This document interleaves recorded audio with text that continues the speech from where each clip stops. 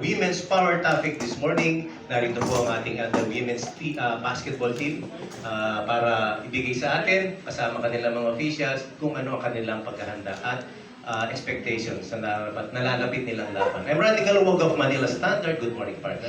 Magandang umaga po. Welcome once again to the weekly Philippine Sports Writers Association Forum live at the PSC ground floor hall. And we are with you through our live streaming at the PSA page, Philippine Sports Writers Association. On a delayed basis over Radyo Pilipinas 2, 918 kHz AM band, ang ating Panay Sports Radio, Judith Karingal po.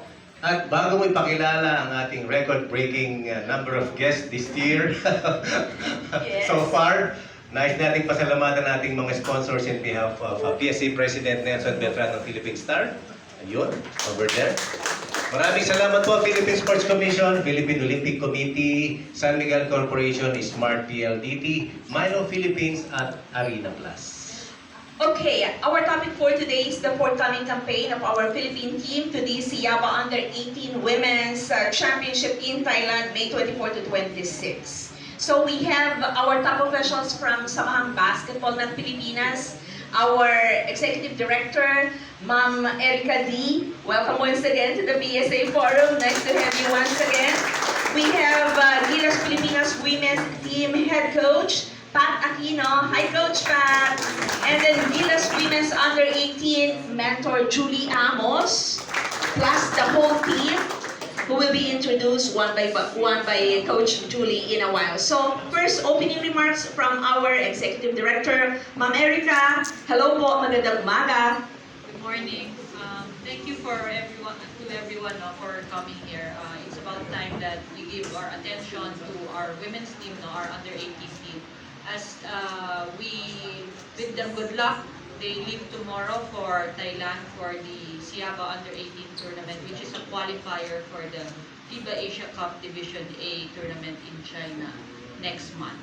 Okay, so good luck to them, and thank you for having them here as your guests. Yes, Coach Pat, what is this group? Paano ba na po ang grupo na ito? What is the goal come the competition by next week? Actually, this is a group of under-18 girls.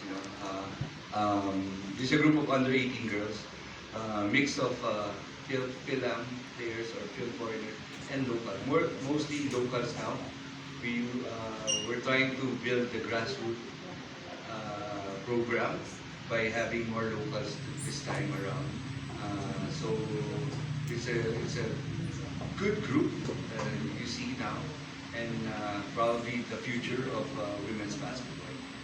Salamat, Coach Pat. And now, Coach Julie, it's time na pakilala natin ang ating mga players. Yung quick lang, no? Yung pangalan na mababanggit, pakitaas na lang ng kamay para mapalakpakan. I'm not managed. Coach? Okay, I'll start first with the new players. Actually, we have 7 new and 5 na muli. So I'll start first with our youngest player, Tiffany Reyes. Really? Tiffany Reyes is just 30 years old. She started sa Uy! so really bright future for the kid. And then we have another player from Valencia, Bukidnon. We have Margaret Dueñas And school, kung pwede. from Lasal. Lasal. You can stand up. Yeah. Another player, Denise Quinte from UST.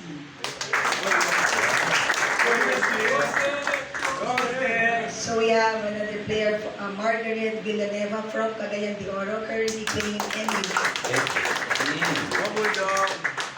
Ashley Abong from Marikina, playing for MU. Yes.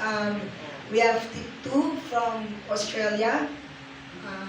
Both of them are grade 11. So one from Melbourne, we have Eliza Rodriguez. And another one from Sydney, we have Impreso. Jolene Impreso.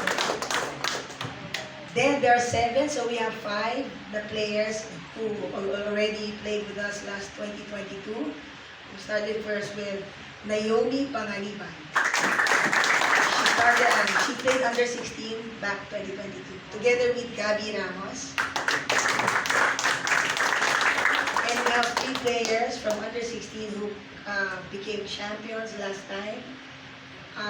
We have Aubrey Lapasaran from Cebu. We have Sofia Canindo from Belgium. And our team captain, Eva Fajardo from UK. So that's the composition of our field for this year. So coach, tingin pa lang namin talagang ito nga yung future dahil nung kino-cover pa namin kayo, yung height mo pa lang na yun ng pangbardagulan eh. Now, grabe, no? Mga height. Coach, nabuo nga ito, what have you been doing, no? Sa training and saan kayo nagtitrain, gaano kadalas bilang paghahanda dito sa laban ninyo? Before we were able to put up this group, we had tryouts in Cagayan de Oro, we had tryouts in Cebu and Davao. So, and here in Metro Manila. So, bago namin nabuo to, talagang hinanap namin yung best of the best. And ito yung mga players na really committed to practice every day. So, we practice every day in the afternoon, but because malapit na yung season, ngayon, we've been practicing twice a day. Saan po kayo nagpa-practice? Different venues. We have in Phil Sports Arena. We have in Amoranto Stadium. We also did practice in Rizal Memorial. Have you been practicing with other teams? May mga nakapractice na kayo. Anong mga teams ito? When we had the tune-up games, Tune-up games. we had tune-up games versus college teams like Adamson, FEU, and NU. We also played against boys. Sa mga babae yon, itong sa boys, sino mga nakalaban nyo sa boys team? Or men's team? UPIS. So sila yung inumpisahan namin. Sa lalaki po na kami nakipag-combo. And thank you, Coach. Kay Coach Pat. And ano pa? Ano pa ang mga plano before you leave on... Kailan alis, Coach? Tomorrow. Tomorrow. Yeah. We've been practicing twice a day now. So today, mamaya may practice ulit kami. Actually, we practice against yung senior team namin just to get them going again. Ng NU? No. Ng national team. So, para lang makita namin ulit how they go with what we've been practicing for the whole month na siguro. And of course, yung punta namin sa Thailand is for the Siaba competition. And it's a qualification for the FIBA Asia Cup, which is going to be in June in China. So hopefully we win. Ang ano natin dito is we have to win against Thailand because Malaysia and Indonesia are already in for the FIBA. They're in Division A already. So Thailand and us are the only team qualifying for Division A. So hopefully we could win that game and qualify for the FIBA Asia Cup in June. So Coach, paki-share with us yung laban sa disqualifying. Sino yung mga kasali? Sino yung mga kalaban na ng ating teams? Schedules. There are 4 teams in this tournament, which is Indonesia, Malaysia, Thailand, and us. The first game will be on the 24th, 3 p.m. 5 p.m. sa Thailand time, so about 6 o'clock here in Manila. That's our first game, so we have to win against Thailand. And then the next day, 25th of May, we'll be playing against Malaysia, 3 o'clock in the afternoon there, but 4 p.m. here in Manila. And then last game would be Indonesia at 3 o'clock also there, but 4 p.m. here. So the basis of this tournament really is just for us and Thailand. And it's all practice game for Malaysia and Indonesia because they already qualified. So, but again, it's a good tournament for us so that these young girls would experience international thing again. And hopefully, we could beat the host country and qualify for the FIBA Asia Cup. Thank you, Coach, kay Ma'am Erica. Miss Erica, ito yung isa lang ito sa mga pinagkakaabalahan ng SBP, ano? But now, ito yung pinakamalapit. Ano yung mga binibigay na support ng pamunuan ng SBP and expectations ng SBP, marching orders para sa team na ito? Of course, we want them to qualify, ano? But I told Coach Pat and Coach Judy naman na for our youth teams or age group teams, it's really developmental for our more senior teams. So, we don't also sacrifice na we do everything to win, tapos hindi natin na-develop yung players natin. Ang number one goal natin here is to really give them the experience para pagtungtong nila sa senior level, meron na sila ng international experience na yun. But again, we still want to qualify. Diba? So yun, tapos in terms of support,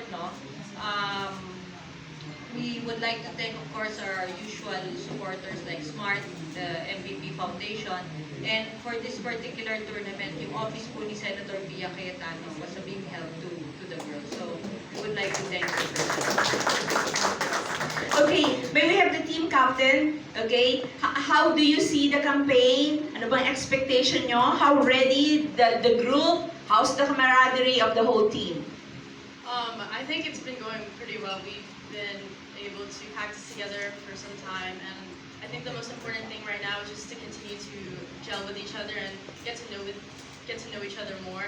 I think the basketball part, we all can play basketball, it will take care of itself. So our most important part is, to play together and, look forward to all the games and play to win. Okay, PSA President Nelson Bel